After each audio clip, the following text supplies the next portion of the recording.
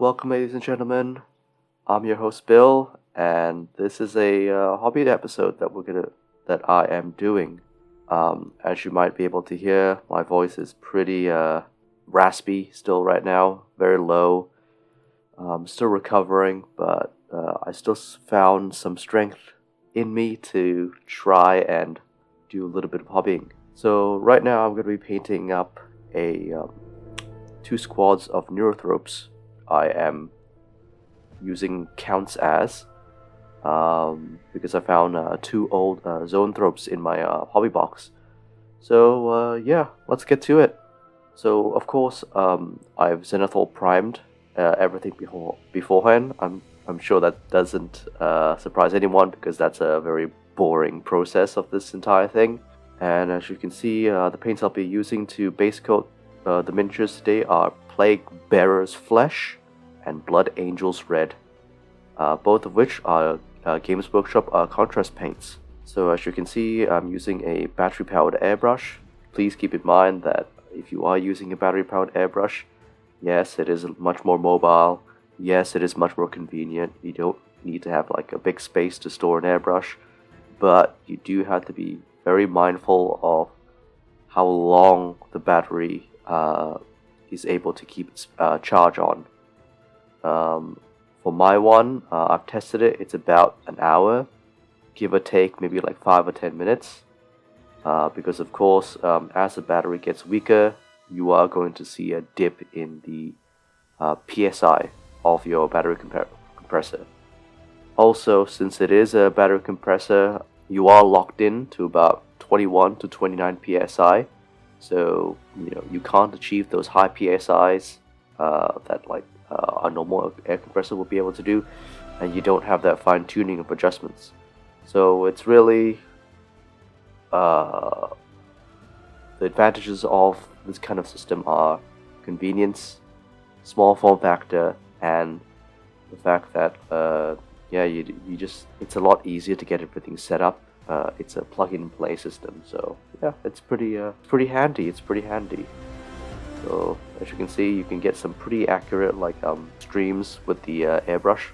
I tend to be very free-form when it comes to airbrushing, so I won't mind if there's a little bit of overspray, because I know that in the next few steps it'll just cover up those oversprays, and I won't need to worry about them. Nobody will ever see them. So yeah, big thing about airbrushing I've seen with Gunpla is a lot of people like, and historical miniatures, a lot of people like to tape up using masking tape a lot of their sections. Yes, that does provide you with very clean sections, but I feel that the amount of time it takes for you to cut out individual pieces to mask areas defeats the entire purpose of using an airbrush. I would rather just, I would rather just hand brush everything in that case. As you can see there, these are metal miniatures, so they are a little bit brittle, especially with age. I believe these particular miniatures were about I must have gotten these like 10 years ago, at least 10 years ago, and they've just been like sitting around my hobby box. So obviously the super glue has kind of like dried, got brittle, and during this process it fell off, and I was like, oh no, that sucks. That sucks a lot. But yeah, we push on, as it were.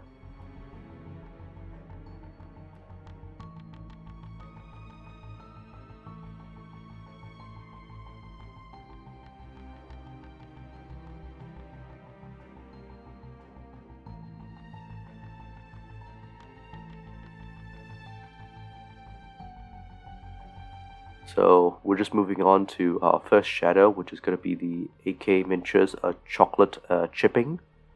So this is a very interesting technique I learned using contrast paints actually during my time in the store at Games Workshop.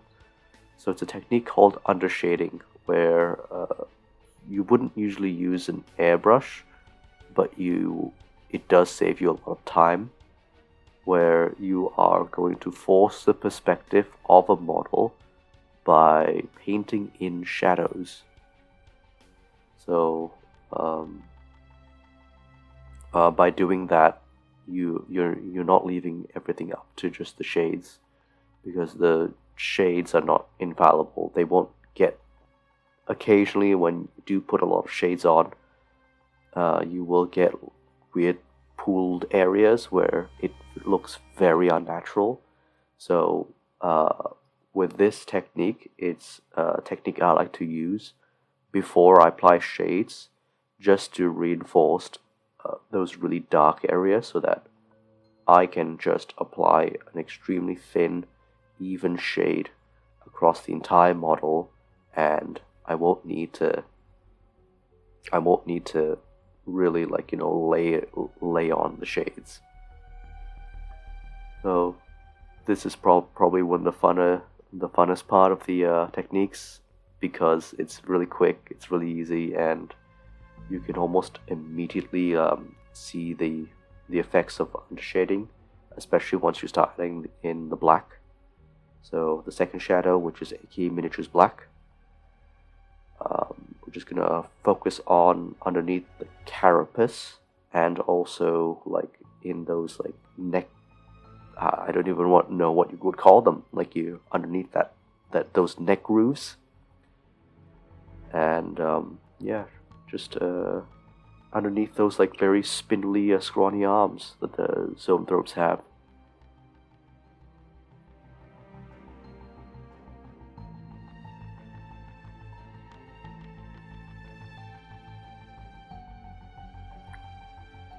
So of course, you can have a little bit of overspray. That's perfectly fine. That is a-okay. You want to limit that as much as possible. Be as accurate as you can. But if a little bit gets through, no biggie. Don't worry about it. The highlight, once we get to the highlighting, it should cover that right up. And now we're going on to oil shades. So my favorite shades are actually oil shades, and I'm using Winsor Newton Mars Black and Winsor Newton Burnt Umber, and I just mix those into a oil medium with about the same consistency as a regular acrylic shade, and you can see as I apply the oil shades onto the miniature, it spreads out right into the recesses. It almost looks like it wants to go onto the model. Like oil shades, I find, have a much lower surface tension. So like lower or higher surface tension. I'm not sure what the scientific term for it is, but it seems to just want to stick and want to flow into recesses a lot better. A lot more cleaner as well.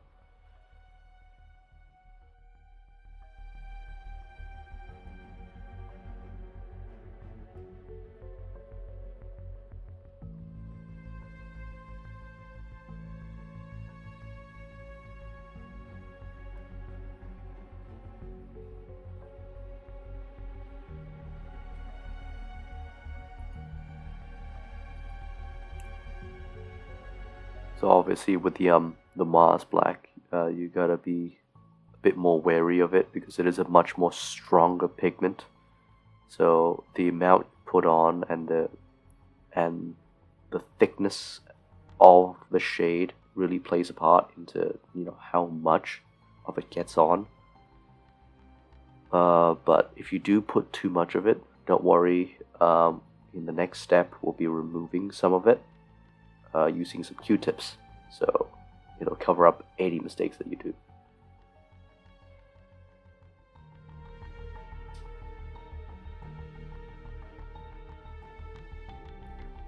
So we waited about 20 to 30 minutes for the oil medium to just evaporate away.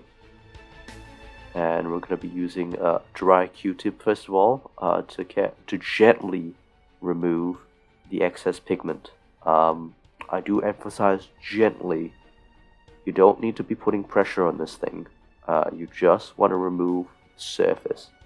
If you press too hard, it'll start removing the acrylic paints underneath, and that's not a good thing.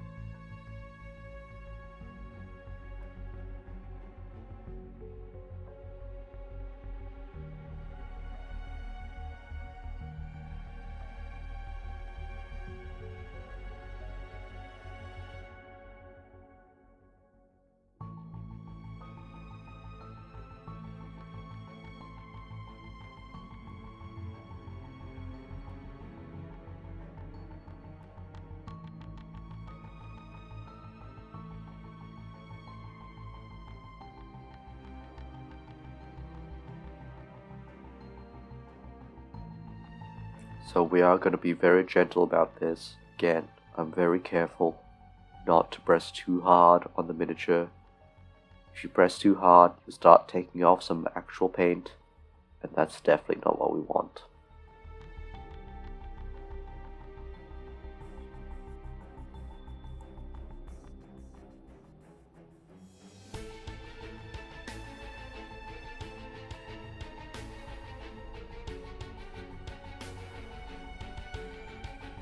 So at this point, I'm looking at it and I still feel it's still a little bit too dark for my liking.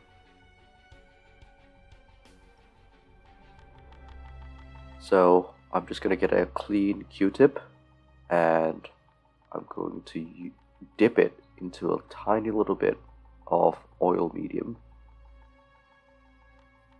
and start using that to remove more of the surface pigment from the oil paints. So again, huge emphasis on be gentle. You don't need to press hard, you're just taking off surface pigments.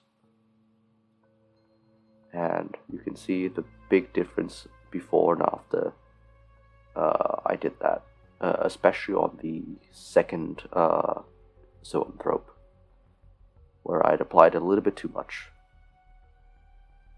Now, obviously at this stage, you can finish up the model as is. You don't need to do the highlights. I'm not gonna blame you for it. If you've got to do not like 6 of these, I wouldn't blame you. But this step is the highlight step. So this is where we come in and we correct all those oversprays, all those weird, weird pooling issues that you might see on like the oil shades. So I've got reds, greens, and purple. So all of which are oil paints.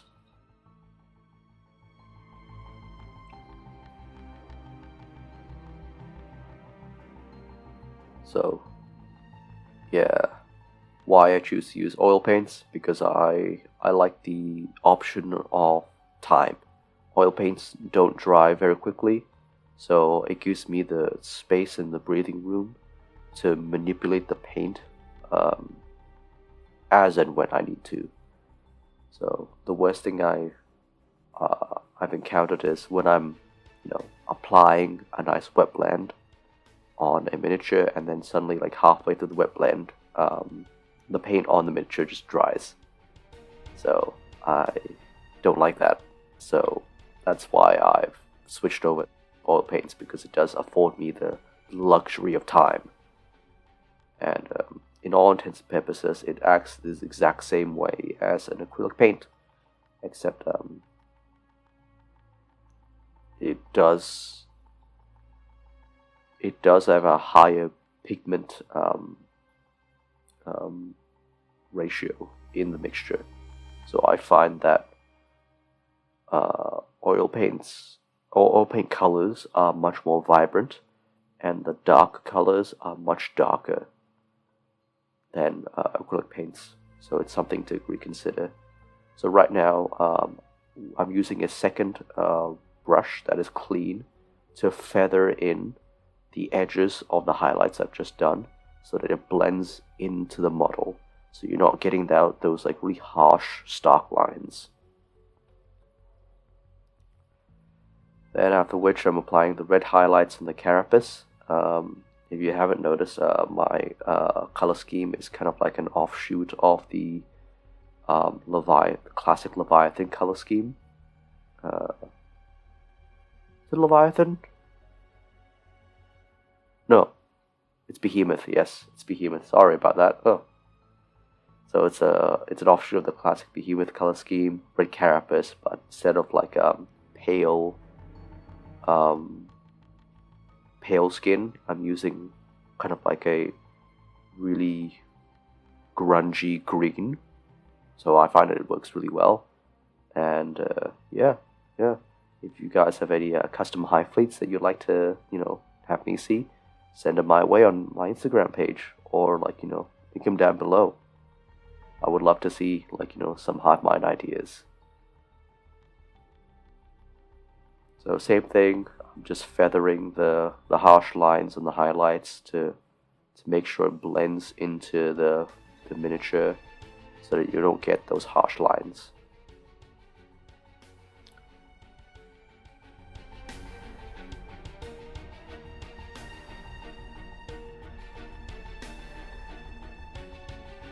Next, I'm just applying a really dark purple on the really dark shadows. So mostly the interlocking plates of the carapace, and also maybe underneath the scrawny little arms. But this is probably the final step when it comes to I would say highlighting. I would still consider this part of the highlighting step because you're highlighting shadows. It's a weird term, but that's that's how I do things, man. Sometimes you gotta be weird to get things to look right.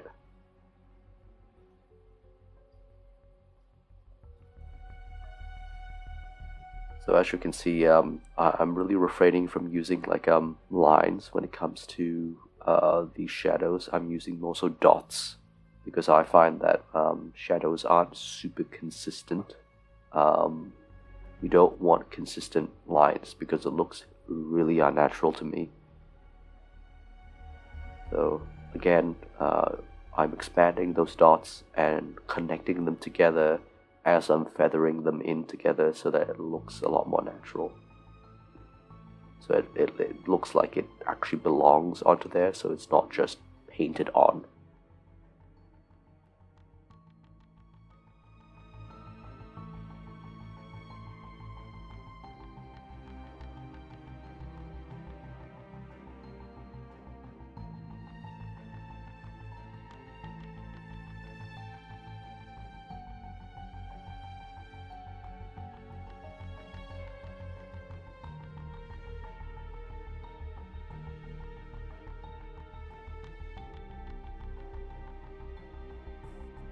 So you can see I'm pretty proud of the results. It went pretty well. And next we're going to be doing some brain glows. So first paint I'm going to be using is Talisar Blue Citadel Contrast, and I'm just going to be just airbrushing it on carefully onto the exposed brain matter of this Neurothrope Zoanthrope. So just gotta take care not to hit all anywhere you don't want it to hit. Take your time in this step.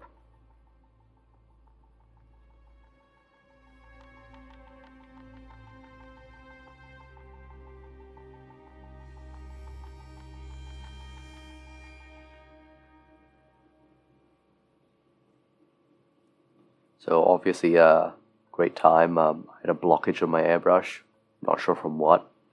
So I went off and did a bit of a deep clean on the airbrush, and came back, and yeah, it was just doing fine.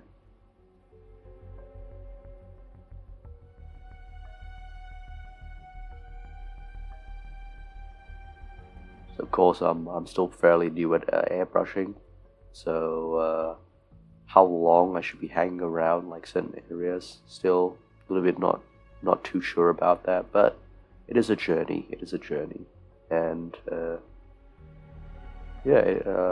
airbrushes are an excellent tool.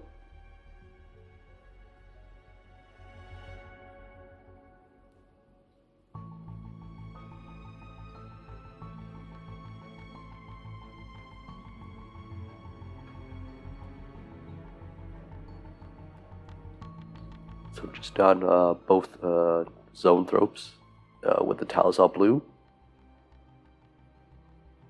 and as you can see, we've got good coverage on the exposed brain matter. It's important to know when to not do certain areas and when to do the large areas. So we're moving on to the Vallejo Deep Sky Blue as our second kind of like very bright kind of like glow effects. So this is when you'll start to see like, wow, okay, this is when it starts to pop. So again, using the airbrush, after that clean, the airbrush was playing a lot nicer with me, so this went pretty smoothly, and as you can see, we're just gonna make a little dot in the Talisar Blue that we've just made. So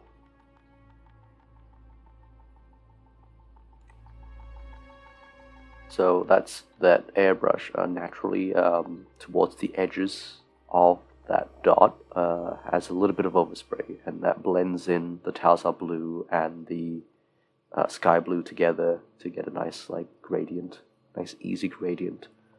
And yeah, it's one of the funnest things about using an airbrush because it's the quickest and easiest way to get those glow effects, and it's so satisfying.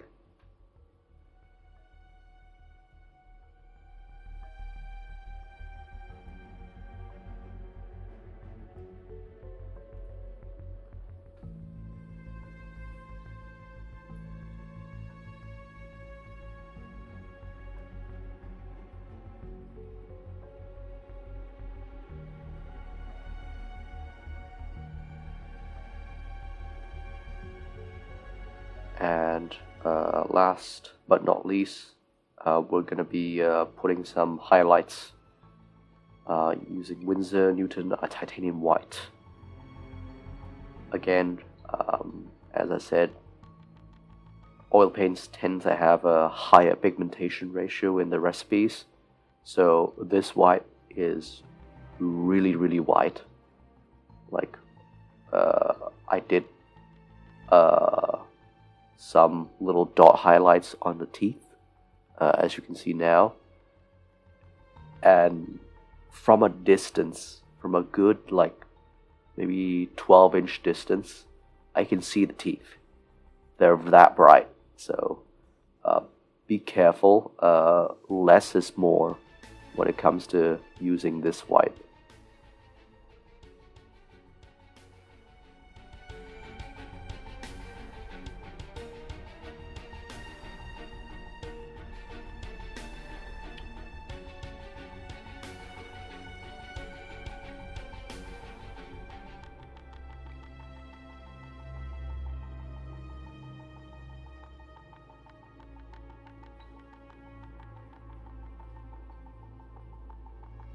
So as you can see, I've done some dot highlights also on the exposed brain matter.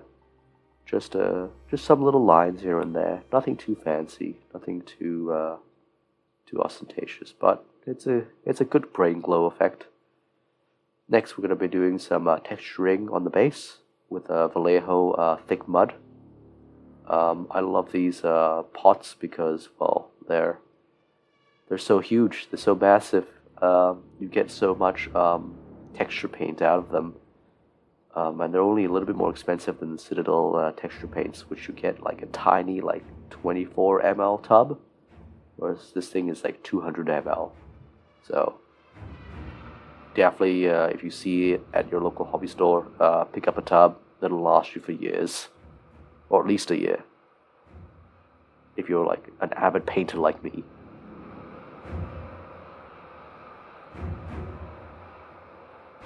So, done that, set that aside for a couple of, give it like 1 to 2 hours, and yeah, there you go. Thank you very much for making it all the way to the end, and yeah, don't forget to like and subscribe, comment down below if you found it really informative or entertaining, and yeah, tell me what I should paint next, or if you get any suggestions for future episodes, just message me.